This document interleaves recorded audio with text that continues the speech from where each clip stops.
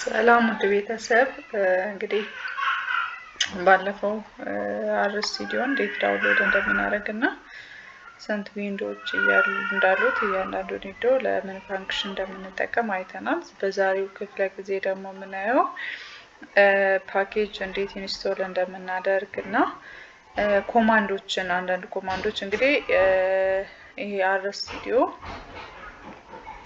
ለፐብሊኬሽን የተሻለ የሚያደርገው ምንድነው በኮማንድ ነው የሚሰራው። ስለዚህ ኤረር የመከሰት እድሉ በጣም አነስተኛ ነው የሚሆነው፣ ምክንያቱም እያንዳንዷን ነገር በኮማንድ ስለምንሰራ ማለት ነው። እንግዲህ ዳታ ኢምፖርትም ኤክስፖርትም ለማድረግ ሚዲያን ግራፊክስ ለመስራት ለእያንዳንዱ ምንድነው ፓኬጅ ያስፈልገዋል እና እነዛን ፓኬጆች ኢንስቶል እናደርጋለን። ኢንስቶል የምናደርግበት መንገድ አንደኛው እዚህ ጋር እንመጣና እዚህኛው ዊንዶ ላይ ፋይልስ ፕሎትስ ፓኬጅ ሄልፕ ቪወር ፕሬዘንቴሽን የሚለው ዊንዶ ላይ እንመጣና እዚህ ጋር ፓኬጅ የሚለው ላይ ክሊክ እናደርግና እንግዲህ ባይ ዲፎልት እነዚህ ያሉ ፓኬጆች ናቸው። ነገር ግን ሁሉም የምንፈልገው ለምሳሌ ሀቨን ከሌለ እንደ አዲስ ነው ኢንስቶል የምናደርገው እና ምን እናደርጋለን እዚህ ጋር ኢንስቶል የምትላለች እሷን ክሊክ እናደርግና እዚህ ጋር የምንፈልገው ለምሳሌ ሀቨን ብለን ከዛ ኢንስቶል ስንለው ሀቨንን ምን ያደርግልናል ኢንስቶል ያደርግልናል። እዚህ ጋር ዝቅ አድርገን መተን ለምሳሌ ዳታን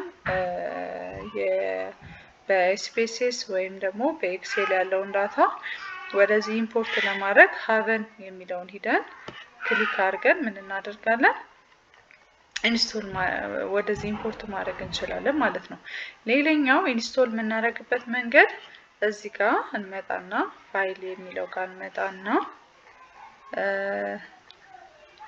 ቱልስ ፋይል ሳይሆን ቱልስ ጋር እንመጣና እዚህ ቱልስ የሚለውን ነክተን እዚህ ኢንስቶል ፓኬጅ የሚላለ እሱን ደብል ክሊክ አድርገን ልክ እዚህ ጋር እንደጻፍነው የምንፈልገውን ጂጂ ፕሎትም ከሆነ ሀቭንም ከሆነ ግሎም ከሆነ ብቻ የምንፈልገውን ፓኬጅ ምን እናደርጋለን እንጽፍና ኢንተር እንለዋለን ማለት ነው። ያው ሰርች እያደረገ ነው። ሰርች አድርጎ እስኪጨርስ ድረስ ሌላው ደግሞ ኮማንድ አለ እዚህ ጋር እንደምትመለከቱት ይሄን እዚህ ኮማንድ ላይ የምንፈልገውን ፓኬጅ ስም እንጽፋለን ማለት ነው። ያው ኢንስቶል አድርጎ ጨርሶ ሰርች አድርጎ ጨርሷል። እዚህ ጋር እንጽፋለን ለምሳሌ ሀቨን ብለን ወይ ጂጂ ፕሎት ብለን ወይ ግሉ ብለን የፈለግነውን እዚህ ጋር ለምሳሌ ቅድም ሀቨን ወይ ጂጂ ፕሎት እንበልና ለምሳሌ ጂጂ ፕሎት ብለን እዚህ ጋር እንጽፍና ከዛ ኢንስታል የሚለውን ስንነካ ኢንስቶል ያደርግልናል።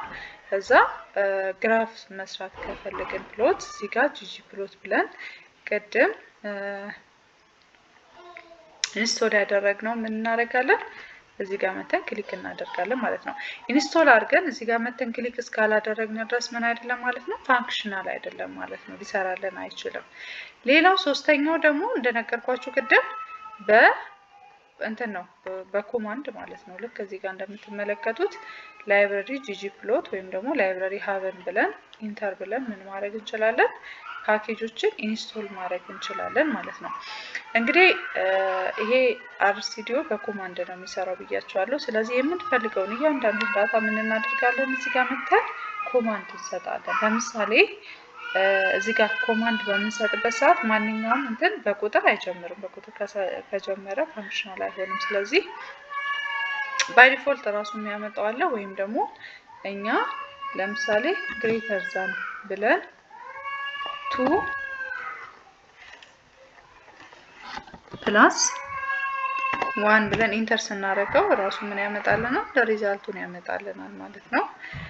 እንግዲህ በቀጣይ ደግሞ ዳታ ኢምፖርት አድርገን እያንዳንዱን ሚዲያ እና ሴሌክሽንን አብረን የምንሰራ ይሆናል። እስከዛ መልካም ጊዜ ይሆንልን።